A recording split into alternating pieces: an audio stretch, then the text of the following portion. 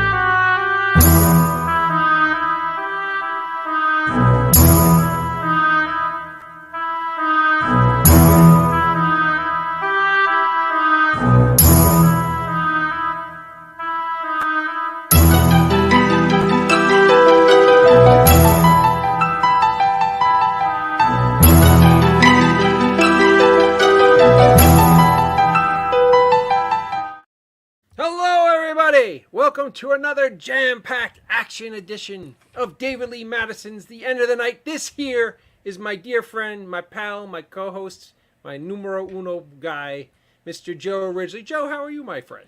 I am excited to be back, David. It's been too long. Yes, but I feel that the public is not worthy of having us every weekend. They're only worthy to have us, every once in a while because we're just that awesome. Especially tonight. I'm just kidding. Joe, you saw me in the green room. You've been putting up with my stupidity for the last 2 weeks since I've been able to book this absolute icon and gentleman. Hello, Ken. Happy Sunday.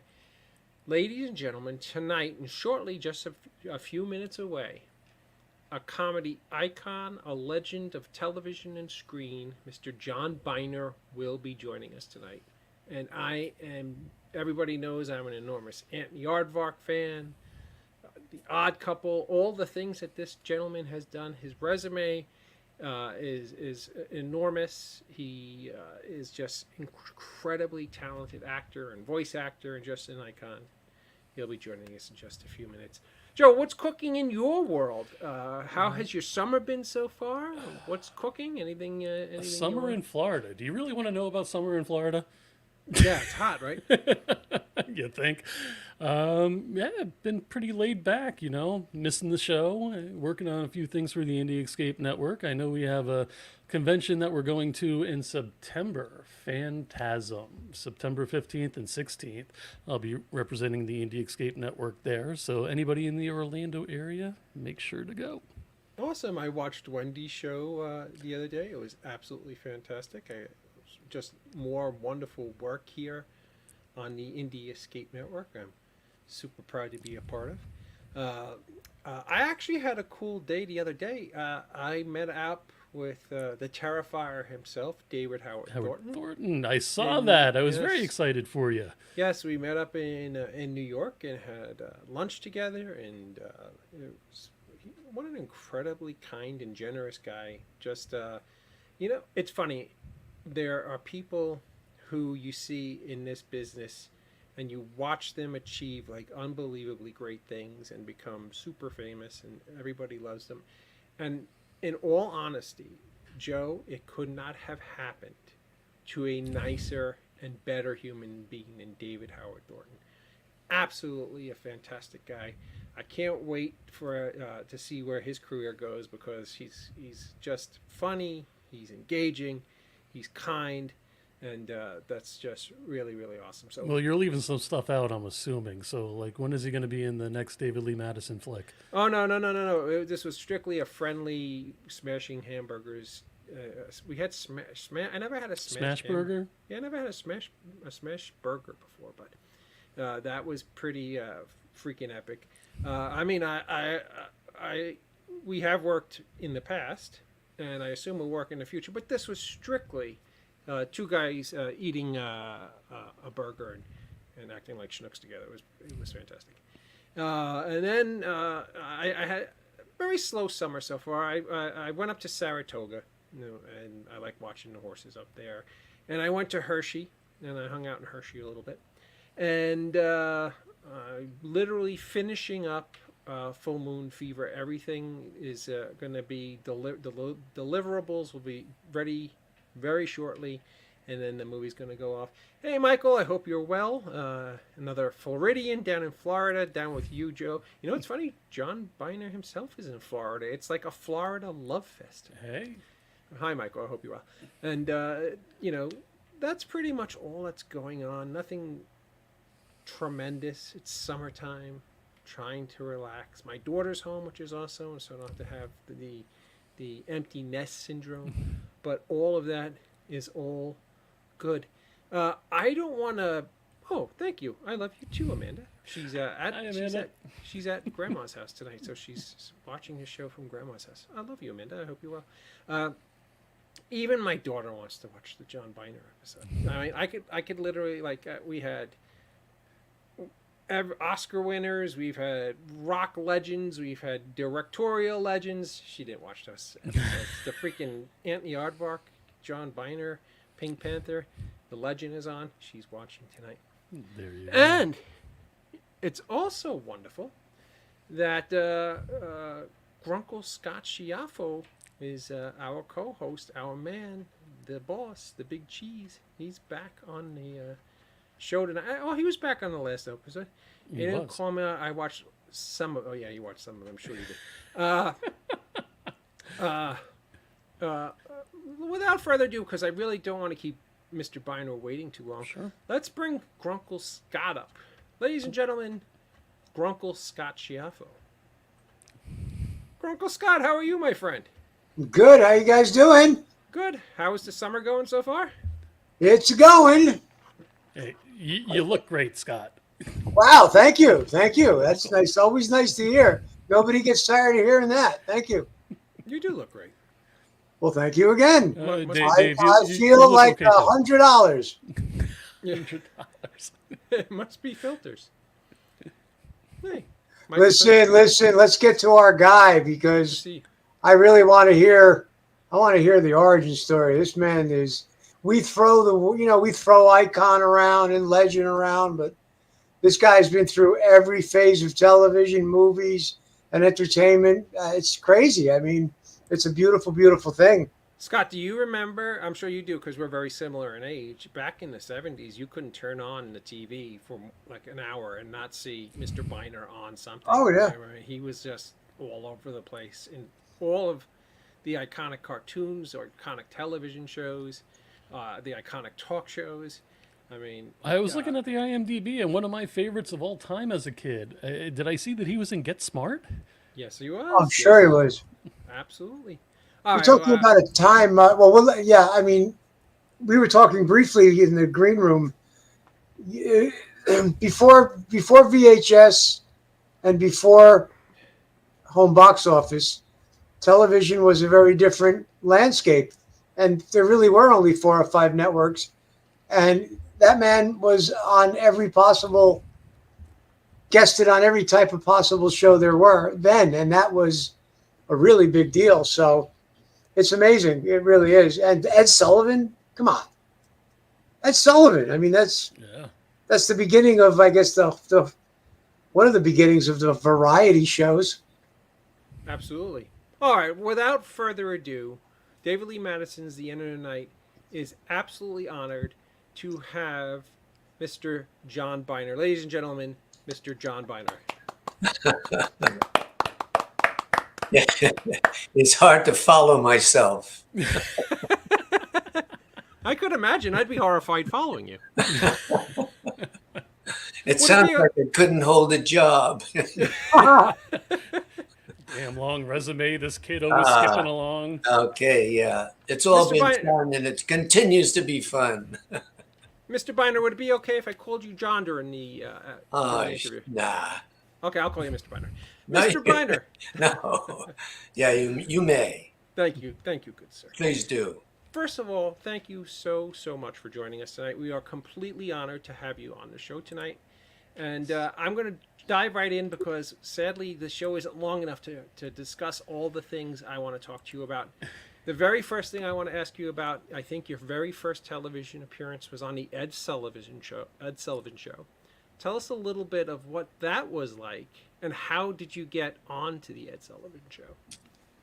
Well, I'll tell you the last part first. I was working at the Vanguard, Greenwich Village, and I had a steady job. I mean, a regular job, driving a truck. That's another story. And I'd go in and I work in Greenwich Village at the Vanguard, and jazz musicians and singers, and very nice little club.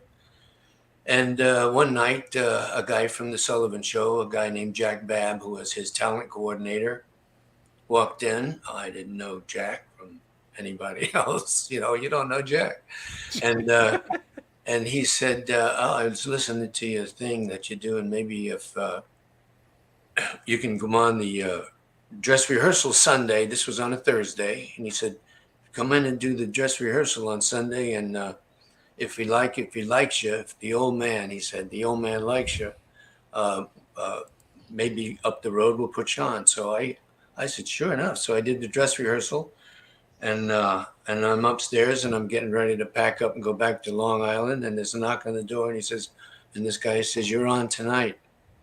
And that's how I started. I was on the same night I did the dress rehearsal. Wow, no pressure. No pressure at all.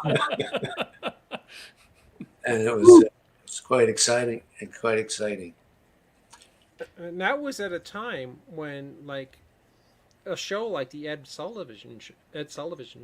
I have trouble saying Ed Sullivan Show. The thing is, I wouldn't go today, because once an opera singer or somebody that the audience didn't like that much, they'd used to do another show on 100,000 other channels. And but people sat there and they waited through whatever they didn't like, because something else was going to come up right away that they may like. Back then, it was literally like everybody who was watching TV. Like the entire country was watching that television show. Yeah.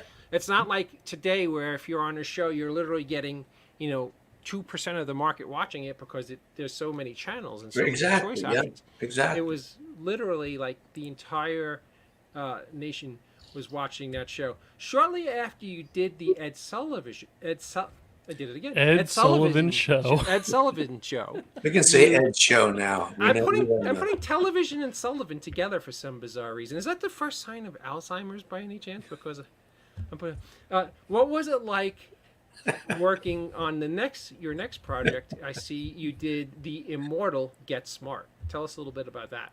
Well, that was fun. I mean, I liked the show, and I was hired to do impersonations. The strange thing was the character's name that I had to play was Gorshin. Like Frank. Is that funny or what? So as Gorshin, I had to impersonate the president at the time, Johnson, Lyndon Baines. And I had to impersonate this other fellow, this actor that I had never met before, but I knew him from movies, one or two movies, and he was in the script, and they said I had to impersonate him, and I walked up there after the reading. I walked up to him and I said, hey, I don't know. I really don't know how you talk that much. But I really do. So he asked me, kind enough to ask me if I had a tape recorder at my house, and I did at my apartment in Hollywood. And he actually came over and did those lines that I had to do in the tape recorder that same night, and the next morning I had him down. Nice. And that kind of neat. We got a comment from Ken. Ken is saying, I am Canadian, and saying this, I will be voted off the island. You were funnier than Rich Little. Oh. Well, Rich, who the funniest guy was? Rich Little to himself.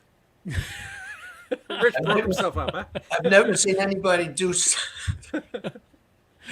this so many times in his act. But he's terrific. He's a terrific impersonator. Very impressive.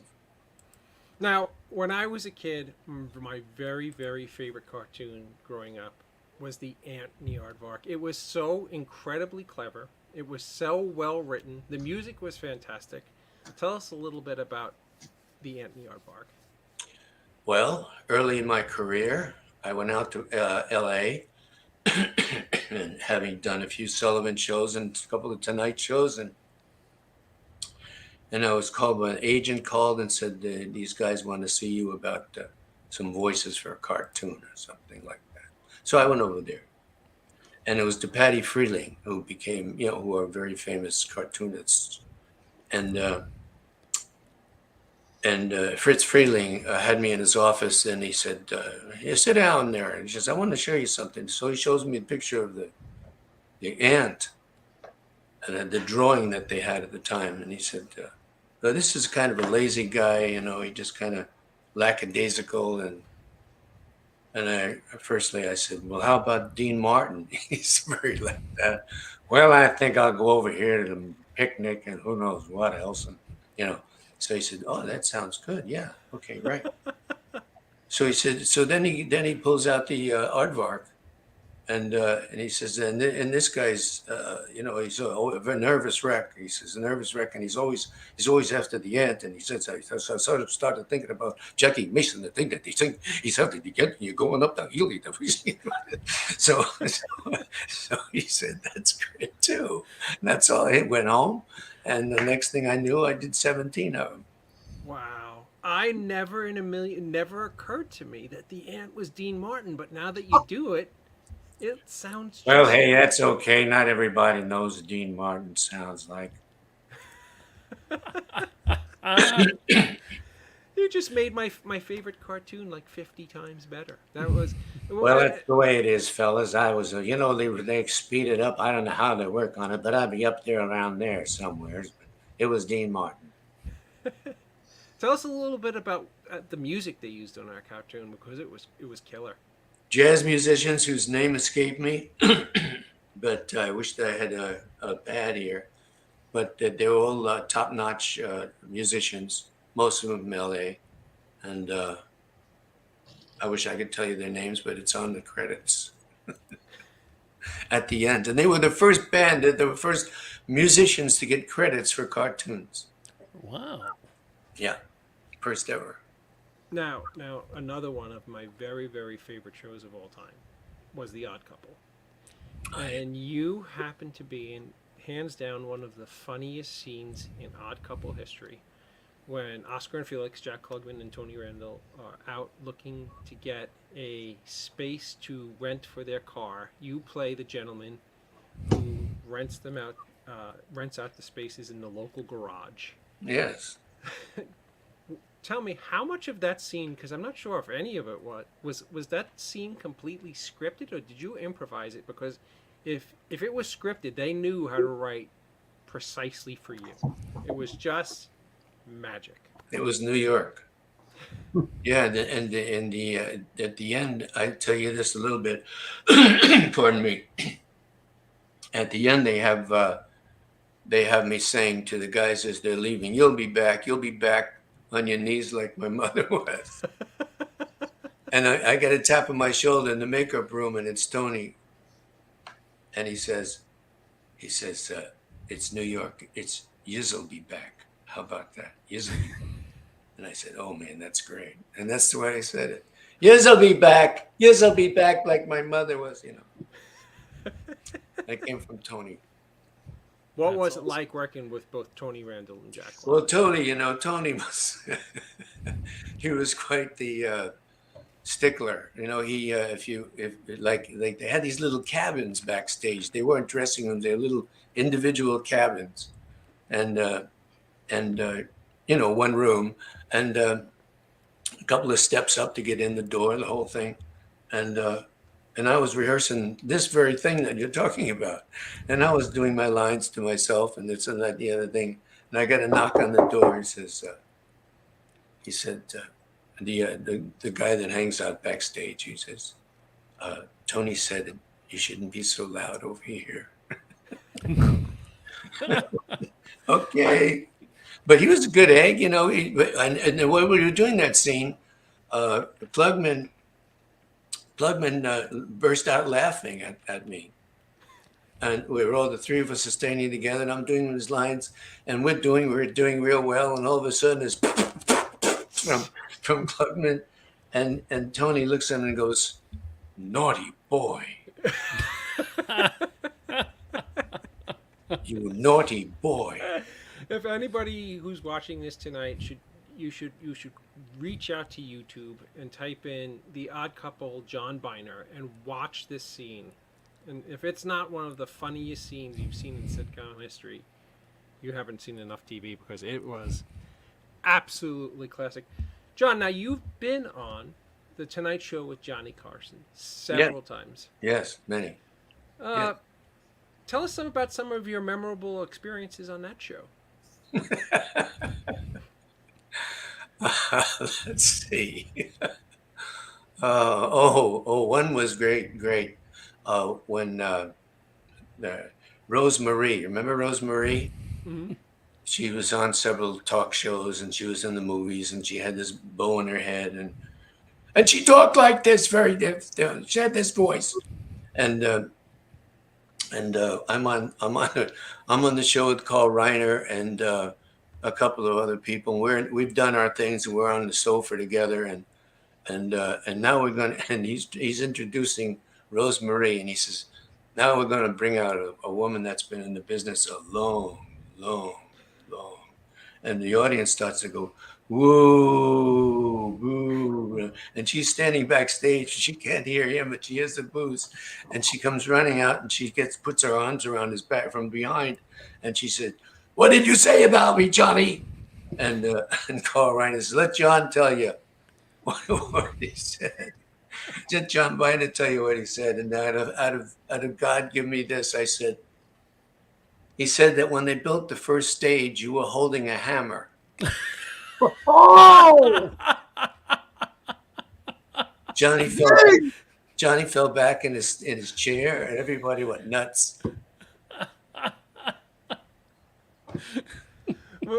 Was Johnny an easy guy to work off of? He was a fan, I just had some some things I just have to say a couple of words, and he was, I had him, and he was easy. Yeah, I know. He liked comedy, and he liked we kidded around a lot. We got when there'd be a break, you see, you do a lot of talk shows when there's a break. There's a lot of nothing going on, while you're waiting for the commercial to end, and you come back and you pick up where you left off, or you continue on, and we'd converse about things, and rather than look at the page to see what's up next, he said, "John and I were just talking about ba ba ba," and we go off from there, and it's kind of neat. It's great watching those old episodes, because what made Johnny so awesome is that he was so incredibly comfortable with his guests. He seemed like he was just a guy talking in his house with an old friend, and it's like a skill that no one, even Letterman, nobody could ever replicate. I mean, it was just you two together was just absolutely fantastic, incredibly fun. Well, like some guys are like Steve Allen was like, he knows it's the show, it's not him, it's the show, Mm-hmm. and some people think it's him. And you're saying Johnny thought it was him, huh? He was sincere when he liked somebody, and when he didn't like somebody, you could tell. There's no getting around it. Yeah, he was honest in that way. Now, we got to talk briefly in the green room about this, and you got to work with who I believe is maybe the grandfather of all entertainment, film, music. I mean, he literally holds the record in every category in music, and his films literally built Hollywood. And you got to work with him. What was it like to work with the immortal Bing Crosby? Well, now let me tell you that. Oh. If you sing White Christmas, I think I'm going to cry. Hey, I'm dream of, yeah, he was great. I loved working with him. He was very calm, very collected, and He had it all together. He had it all together. When there was a break in the film or something, he'd just stand there and whistle or hum or. And every time he'd say, "Well, hey John, where you been working lately?" And I'd mention a place that I got a ranch near there. Just about every place I mentioned, he had a ranch near there. He's like, I own that state, by the way. That's right. You know Yeah. what's crazy about those Christmas specials that you worked on, John? They literally every Christmas, Oh yeah. somewhere between Uh-huh. 60 and 70% of the television watching population would watch those. That Christmas particular special one nights. was fun. We had Connie Stevens on there, and let's see who else. You got to get it's on YouTube. It's Sun Valley, Christmas in Sun Valley or something with Bing. Just put Bing Crosby in there. Absolutely. Sun Valley, Bing Crosby. So after you did The Odd Couple, you then worked with B. Arthur on Maud. How'd Yes. you land that one? They liked me. No, they liked. Dave, I was on everything. Why you ask me such a stupid question? They liked me and invited me in to to play this character, which was Captain Hero. And I'm just a weak kind of guy. I'm her cousin or I'm her nephew or something like that. I come to the door and I'm all disheveled and I'm one of these crybaby kind of guys, and she said, "Oh, well, boys after you." I said, "No, girls." He's a sissy, and then he goes upstairs and he becomes this character with the suit and the cape, and he's Captain Gun Hero here, and yeah, that's it. I did it. Yeah. A movie that I watched. B. Arthur and I used to sell cakes at all these little places and churches around Hollywood to raise money for this or that. Oh, that's awesome. Yeah. Every Christmas in this house, I'm trying to remember the title. Was it The Man in the Santa Claus Suit? Exactly. Fred Yes, Astaire. The Man in the Santa Claus Suit. You and Fred Astaire. Yeah. Absolutely a fantastic Christmas made for. I think was it a made for television? Did it have a theatrical? Yeah, movie for television. Yeah. A made for television movie with John Yeah. and Fred Astaire. Right. Absolutely captures the spirit of Christmas. Just a great film. Yeah. What were your thoughts on that film?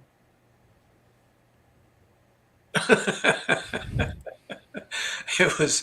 We did it in a very large mansion. All that stuff with the kids and running around and all that kind of stuff. We did that very large mansion in Hollywood and Beverly Hills, as a matter of fact.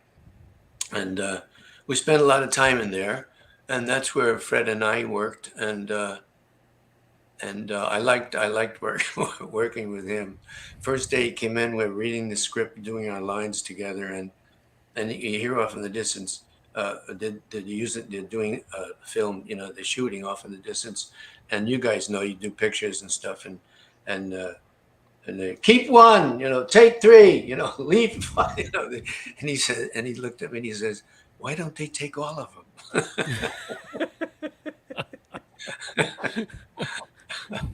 Yeah, that's a good question. Why don't you just take all of them, run them through and take a look at them? Yeah.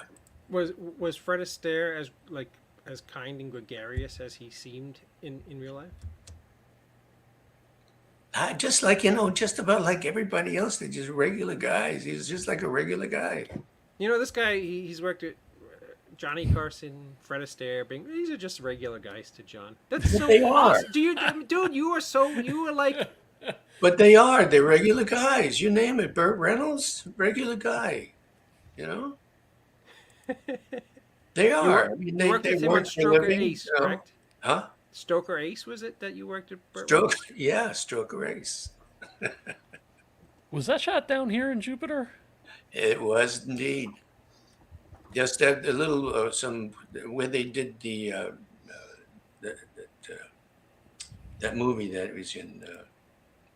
The Bandit films? No, the one with John. John, John, what's his face? I am looking. In the raft, and they get in their raft and they go down this Oh, place. Deliverance. Deliverance, yeah. Where the hell, It's not John something- Voight. It's Right? only, Was that? yeah, it sounds like something, babies are born. I used to drive down or But we Burt did that. We Springs did all the that in the time. raft. We did that. He rented a whole bunch of rafts. Bert did, and had us all come out there, put life rafts on. I mean, life preservers on, and we went down that river and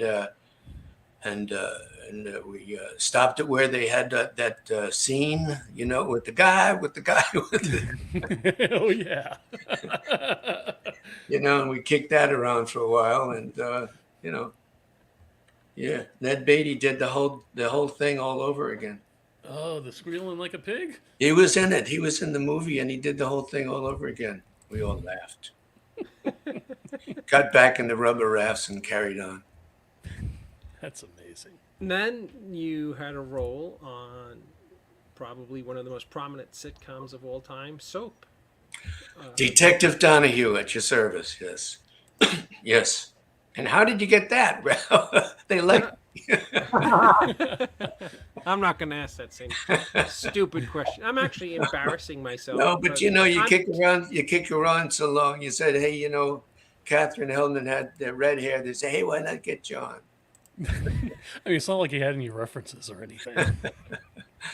Yeah, I had worked with some of the other people. Danny Thomas's son was a part of that production company, and it was quite an experience. I liked it a lot. I had a good time doing it. And useless information. Crystal. Richard Mulligan Billy Crystal. was the Yeah. husband of my fifth grade teacher, Emma Mulligan. No kidding. Yeah.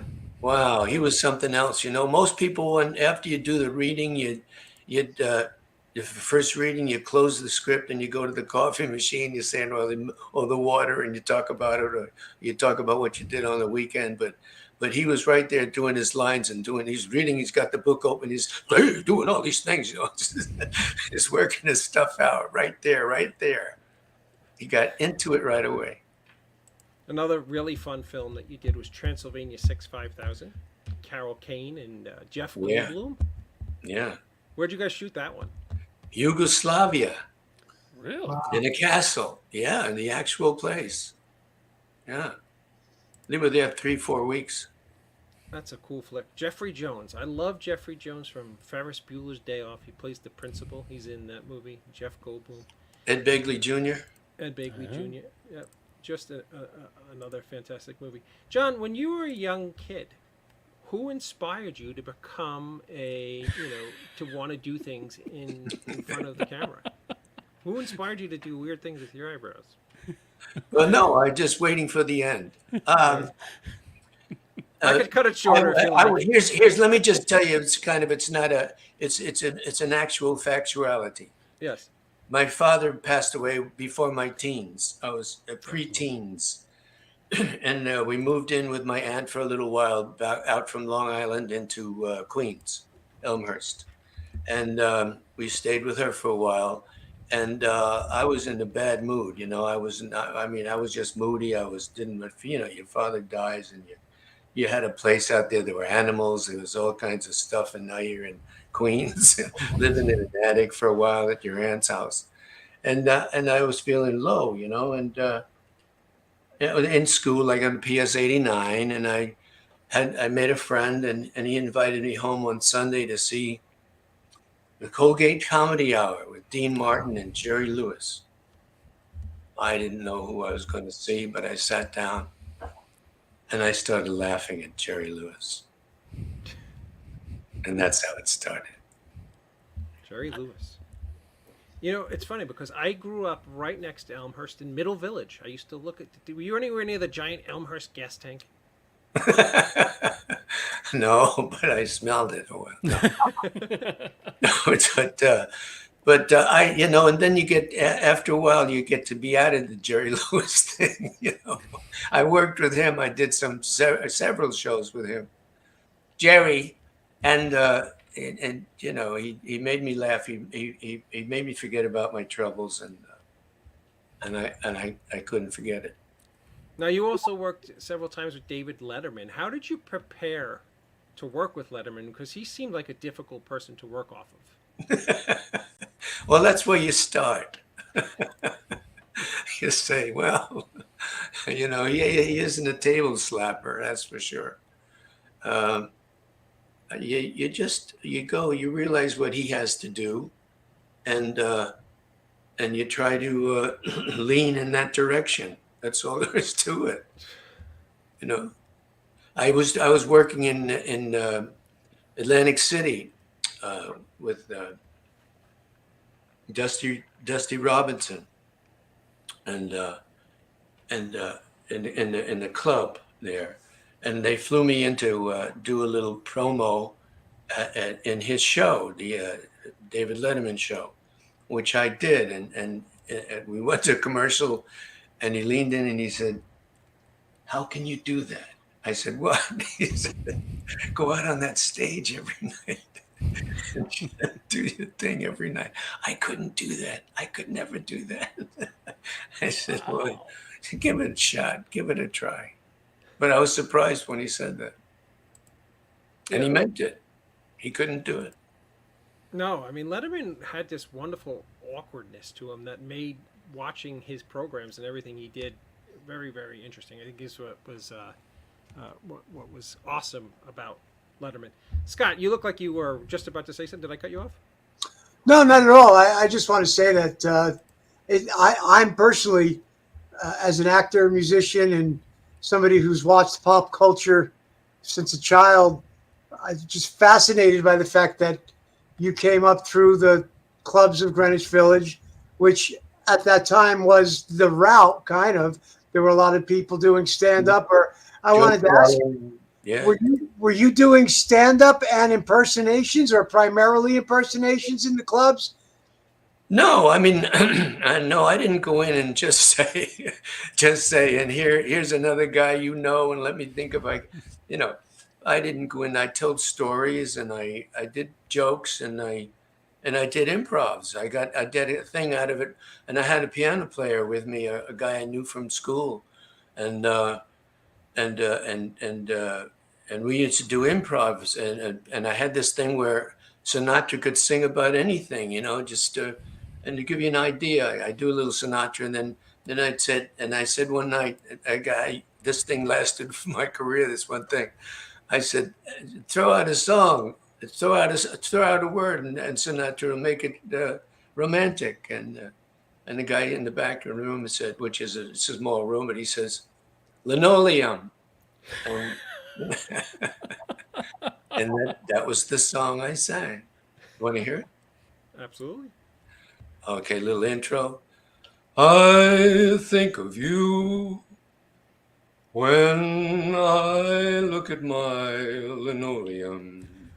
It reminds me of your face, some blue, some green, hey, some in between, an occasional scuff mark or two. Baby, that's you. There it is. Oh, man. Well, that was just fine, Frank. You want to come home and let's sing that when you come back to our show. Okay. There you go. Another iconic appearance you did was on Married with Children. Married with children. Oh yeah, sure. The codger, the old timer with the gold. You were a prospector, I think, is that Prospector. Yeah. When you were doing that episode, were you aware of how iconic that particular show was going to become? How groundbreaking it was at the time? Well, I'll tell you how it was. After I did that show and it was aired, the next week they had a scene with them on the beach with the portable radio. And the guy on the radio says, if you've seen somebody looks something like John Byner, and they were just and trying to find this guy with the gold. So I thought, hey, that's neat. And I got more calls about that than I did having been on the show. It's actually astonishing how that Yeah. show really has become one of the most iconic shows of the 90s. Yeah. At the time, it was just one of the Fox shows, and you didn't really see that it was going to have that kind of potential, but it really was a fantastic show. I know that you also did an In the Heat of the Night with Carol O'Connor. Yes. 2 hours, the last one. Was it Oh, was it wow. the final episode? Wow. Yes. 2 hour special. Yeah. I played a lawyer, drunken lawyers back. What was that like working with Carol? Well, having worked the Carol Burnett show at CBS, and he was doing the other thing, with the meathead. All in the family. and we'd meet in the hall every once in a while, and he'd have some remark to make, and we'd have a laugh or two. So then I went out there, and he called me at the hotel. We did that down south here somewhere, and Georgia, and he called me at the motel or the hotel, and welcomed me to the area, and looking forward to seeing me again, and put his wife on and everything like that. And it was a pleasure to work with, an honest pleasure to work with. A great show you also did was the John Byner Comedy Hour. Oh, that was fun too. You got to work with Bill Bixby on that. Yeah, several good people. Yeah. Another one of my favorites of all time, Ted Knight. Tell us a little bit about working with Ted Knight. Well, John, Ted Knight, he was a fine man. We had lunch on a lunch break when he was on my show, and he had a good thing. He had a good thing going. He was like Rodney Dangerfield without the jokes. He had this voice. And he knew how to do it. Okay, so I'm a little younger. Did Ted Knight start on like the Mary Tyler Moore show? Or Well, that's the first time I'd seen him. Okay. Yeah. Gotcha. I think that's the first thing that he did that got him like national notoriety. But That right, Mary? God, he was funny on that show. Yeah. Oh my God, that was a funny show.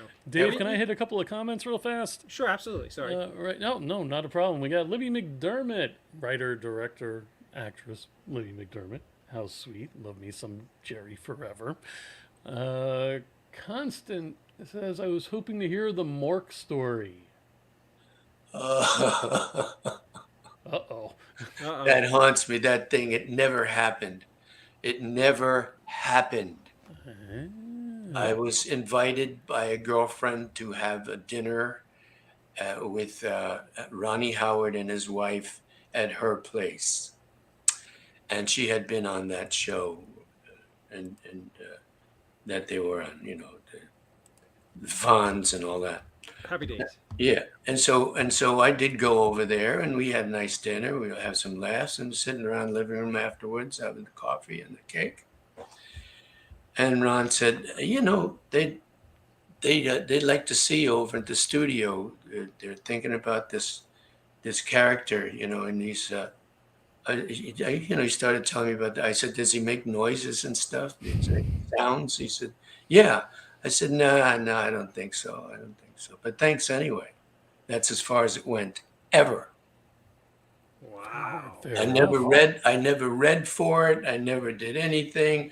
And now then they go and make a movie, the making of, Mork and Minnie. And they have this redheaded guy throwing the script down in the studio saying, it's crap, and storming off. Not supposed to be you, eh? Yeah, that's supposed to be me. And all this time, all these years, I've been saying, "Oh, how come you turned that down?" And how think of Robin Williams? And I always say, "Man, he looked better in those tights than I'd ever looked."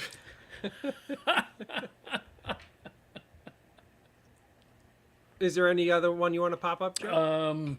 We've got Jeremy saying, "Hey John, John. it's Jeremy Ambler."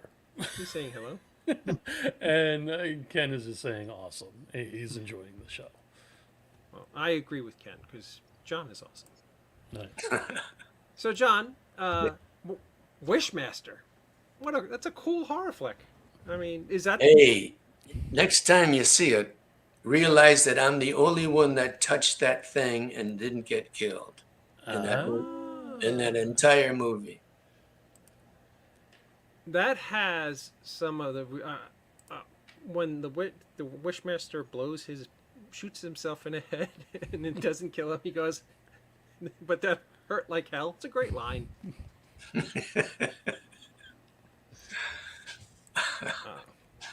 Yeah. How did I get that? Well, I lived across the street from where they were shooting.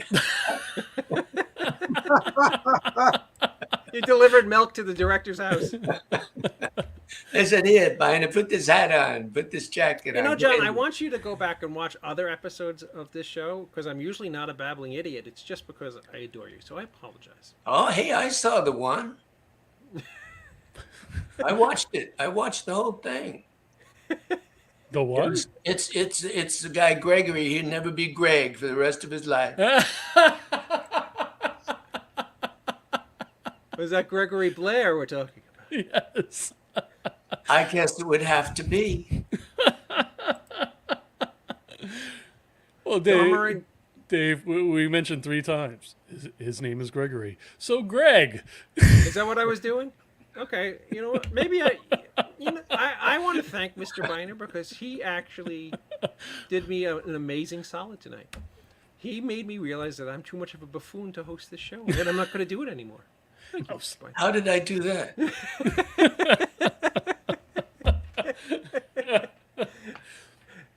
Oh, that's too much. Dahmer and Greg, a great show. Yeah. Cute couple. I'm not going to ask you how you got the episode, but what were your thoughts on the episode playing? Hey, I'll tell you how I got the episode. I was right there sitting in the couch and the chairs outside, they're being called and next person, come on in, next person, come on in. Next I see these guys coming and going. And this woman comes over to me and actually she must have been a fan at the time. And she said, the secret, you want to know the secret word, John? I said, what's that? She said, a wedding. Remember that. So I went in there and I did this thing and I got to that and I said, and she's, the girl that's playing her at the time for the rehearsals or, for the auditions, she's doing the thing and I go, and a wedding. And they all went. And I knew I had it. That's awesome. Well, one thing I asked about in the green room, which I was intrigued about, is doing voice work for Disney. Yeah. Black Cauldron, like one of the freakiest movies. I'm sorry, David, didn't mean to interrupt. I had to get this in, absolutely, though, because absolutely. I mean, it was one of my childhood films that scared the crap out of me. How old were you at the time? I think it was 8 or 9. That's really too old to be crapping in your pants. Fair enough. But I mean, that movie. I understand. I read about that too, and I didn't realize it at the time. It was a little too much for the kids at the time, and so. Yes, we were coddled at the time. And something like that, you go from like a fluffy Disney movie to the Black Cauldron. And it's just like, yeah, nice. And he did Wishmaster. Yeah. I can see everybody taking their kids by the hand and come on, honey, why did they take you to this place? It was right up there with the Dark Crystal for creepiness. Now, the Super Dave show. I know you were on there a couple of times. Super Dave. Did you have a long relation? Was his name Bob Einstein? Bob Einstein, Super Dave, yes. Did you have a long relationship with Bob?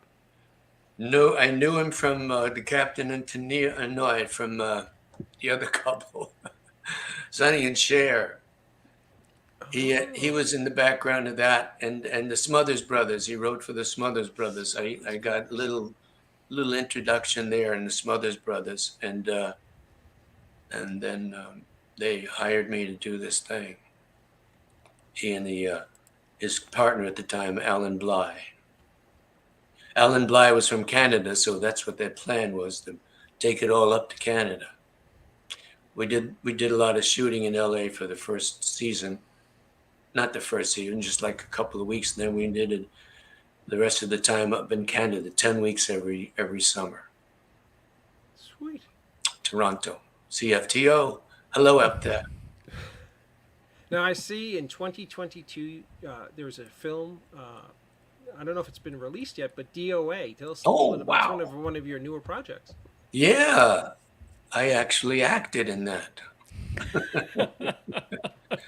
No, I played a badass in that. Let me tell you. And it's been all the film festivals so far. It's getting awards. It's got 25, 27 awards, and all the film festivals across the country. And Annie was in it also. Local people, you know. He shot it in St. Augustine, and it's and an actual John Doe, the actor and the musician singer who has a band. I think it's called X, and he is in the film. He's the main character in the film, and I play a really nasty guy. From what I see on the trailer and anything I could find online, it has a wonderful film noir look. It has a wonderful black and white. It's shot. That's exactly what it is, and it's people. My daughter, my eldest, saw it. They had a screening in LA, and she got to see it, and her review was, it was so authentically black and white noir. I couldn't believe I was watching a new movie. Wow. Yeah. No, it has an absolutely wonderful look. Now, John, are you still doing like live stand up and performances? Only when I need money. Okay. You know, I have done a lot of those things in Vegas and Reno and all the places around the country, and all the other. Did something go wrong here? No, we still see you perfectly. Oh, okay, but the camera went off. Oh, so you can't see us? Oh, Good. As we didn't pay the bill. Maybe if you just moved the maybe yeah, if you just move moved your the mouse. Oh, did I move the mouse? Maybe if Oh, you no. move the mouse, it'll come back. Oh, here he is. Here he is. There you are. Here's Johnny. Yeah.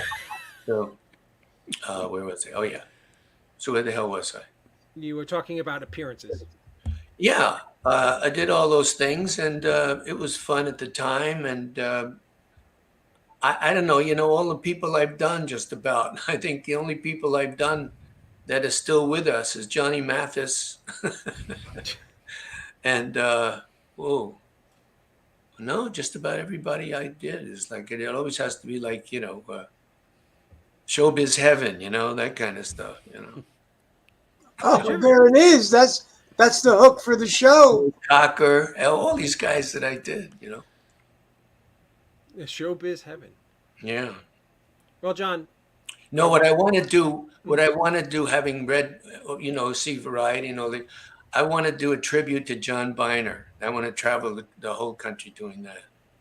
I can't think of a better show that. And I can do him very well, too.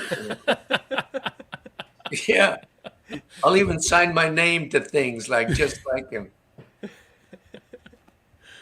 I don't think you'll have to. I don't think you'll have to practice much on that one. No, you know, sometimes things go through my head about getting back and putting a little group together and all that kind of stuff. But then I look at the stars and and I say, what the hell, you know? When you've done, I mean, I could understand having that approach because you literally have done it all. Yeah, you know, but the thing with the hotel rooms and all that kind of stuff. It starts to get a little played after a while. Oh, Yeah. yeah, all the traveling, the taxis, the Yeah. limos. Imagine it nowadays with with the airports the way they are and things, and trains crashing into everybody else. You know. Mr. Byner, I want to thank you so much for joining us tonight. Well, let's leave with a laugh, okay? Okay.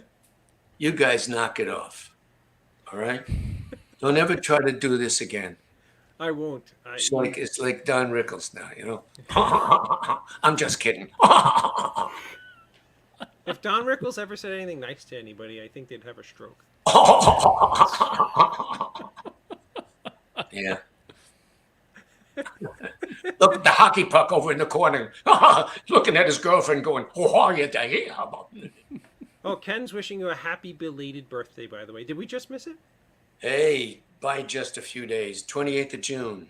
Oh, happy birthday. Oh. Yeah. And hey, I in that Greg never call him Gregory, Greg, gay guy. I mean, Greg, I missed it. You guys were talking about getting older, and you're saying like I'm 50. Holy crap! Holy.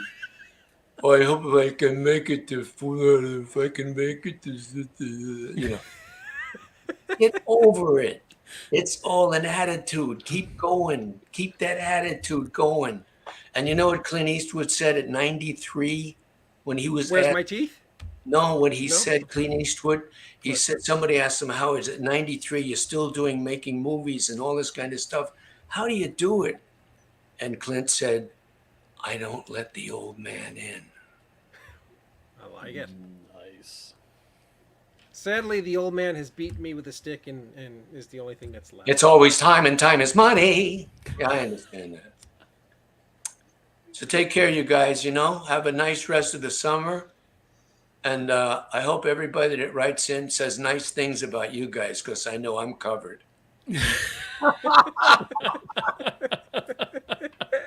Oh, boy. Mr. Byner, thank you Take so care. much. Great. Thank you so much for joining us. All right. Thank you so much. Absolutely our pleasure. Ladies and Okay, gentlemen, take Mr. John care. Byner. Okay, Thank you. Thank you, John. Byner. Good night. Oh man, that was The stuff of can't- legend. Can't even put into words. The stuff of absolute legend. Oh yes, John. Thank you for putting on this show. That was amazing. Yes. You could have left that hate comment up, dude. No. That guy put hate up. What was that? Somebody put a hate thing on saying I blocked it and saying mean stuff about me. Just going, ain't gonna Wait a happen. minute, wait, on wait, my whoa. watch. About you specifically, or the show, or John? Both. about me. There was a Hush reference. Oh, Mr. Hunter. Oh. Yeah, we don't need nonsense. No. Not It's even okay. worth. Not everybody. Hey, haters gonna hate. That's right. That's right. But anyway, what a That guy sitting at spectacular home. guest. That guy sitting at home making fun of us. Well, I'm talking to John Byner. I look Yeah, at it that way. don't even give him the time of day or even acknowledge him. Screw him. Come on. Yeah, I we don't- just had a I great don't show. I don't see the comments anymore. I just keep the big screen up. I don't look at the comments. But man, that cat, he came up in the old school way that I don't know even really exists anymore. But Yeah, it does. they have a nightclub act and they get seen. Then it's some variety shows, and You know what's amazing? he came up as a comic / impersonator. Thank you, lady. Put the hush on them haters. And he's so gifted at that's where the acting comes from, which is amazing. He's not somebody who was like a thespian. He was a really gifted comedian / impersonator. Right, it's a different school. Nobody has that opportunity anymore. Like it. Well, it's a whole other way. Yeah, it's such a different, it's such a different landscape, I'll say. It was But Go ahead, Scott. I didn't mean to cut you off. no, it's like it just reminds me of the Lenny Bruces and a lot of people who came up through nightclubs and then little by little television, and then he's a legend of that route. And I love that he was dicing us up. I mean, that guy has earned all the stripes. Oh, absolutely, absolutely. I have no business on the same wavelength as that cat. I didn't even know what to ask. I'm still trying to figure out how I made it on the same episode. So hey.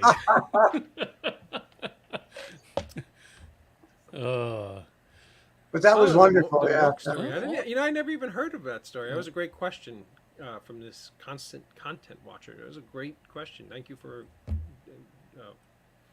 It seemed like something that he was familiar with answering. Like immediately. Yeah. Apparently that was part of a biopic. and they alluded to John Byner having Yeah, it was a open made up for for the TV role. movie, I think. It was behind the scenes of Mork and Mindy or something like that. Wow. No, that was something else. And the fact, I was just talking with my wife about this the other day. There's no longer variety shows.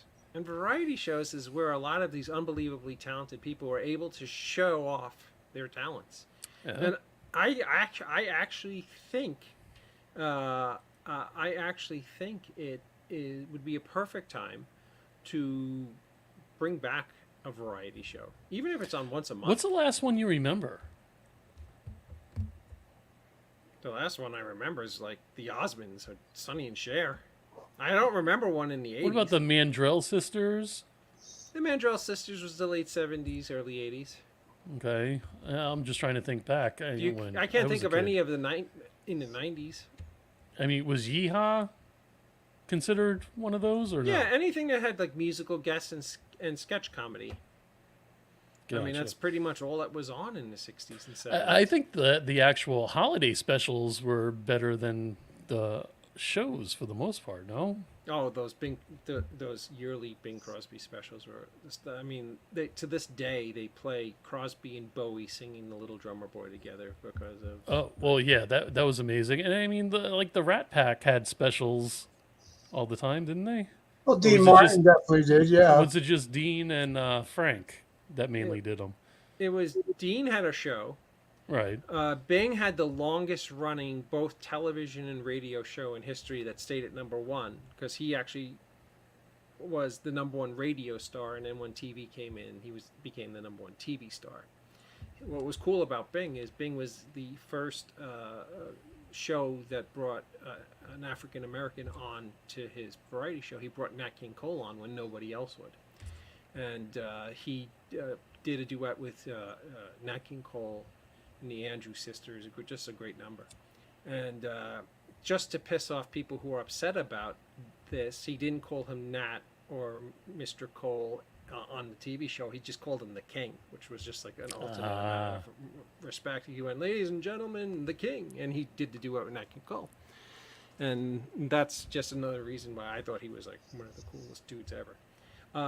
But with that being said, I mean, really, John Byner talks about people who are like the Mount Rushmore of entertainment, people who are so beyond, the stratosphere of stars we have now, literally like peers like who he went out and had burgers with, and that just is mind-boggling. It really, really is. I mean, I'll say it again. I've said this about other guests.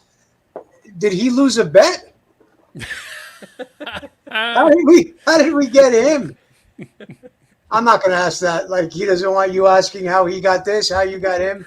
But really, that was David. You've had a lot of really wonderful people. we're gonna rock the internet with the person we had episode after next. So. Oh boy! But his what do the kids say now? His origin story, I think, touches me because that's the that way of doing it existed right up until the middle to late 80s. I mean, you had people like Michael Keaton who came up out of stand-up. You had a lot of folks. Eddie Murphy really came up out of stand-up and Saturday Night Live did movies.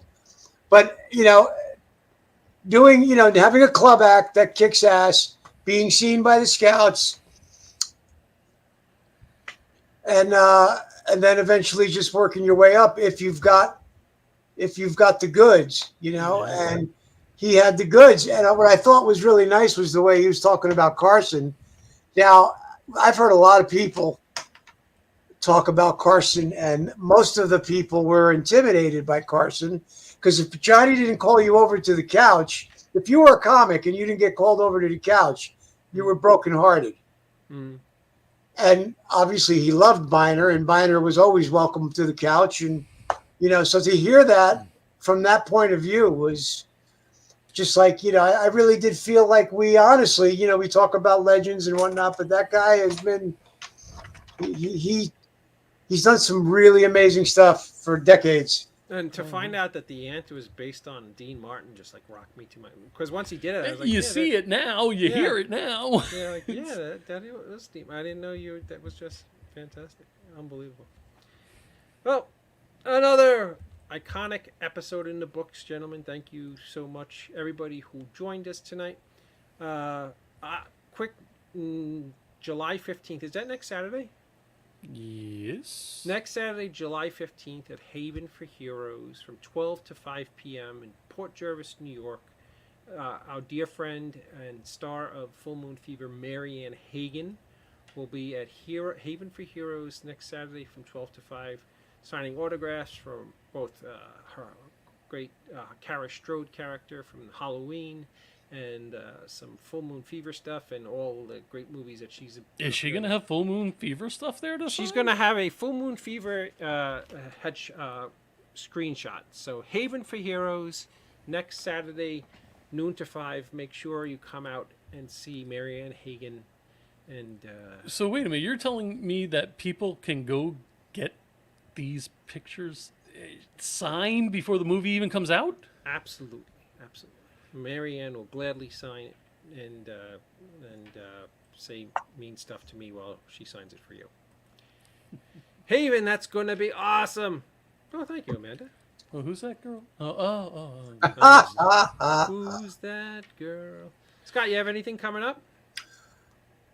I don't have anything behind. I have nothing coming. No, the next convention gig is until September. It's a quiet summer, but I mean, I've always got that beautiful instrument there, which is in my hands 5, 6 hours a day.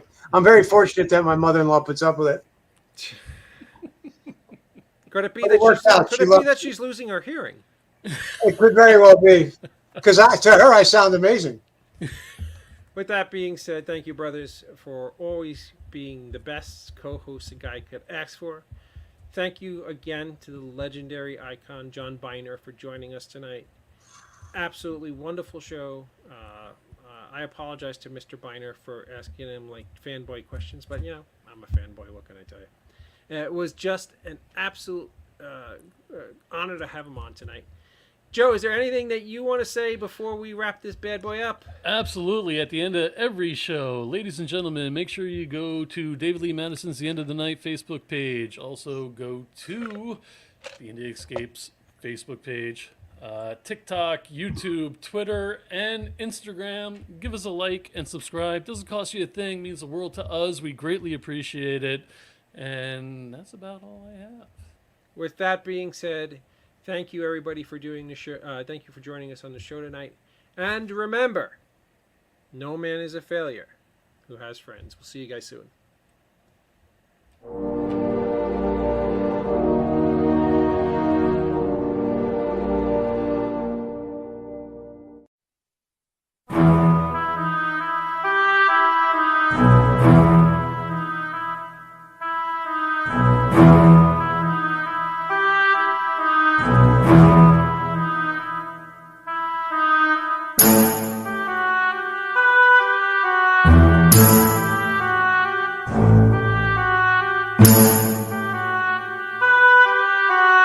Thank you.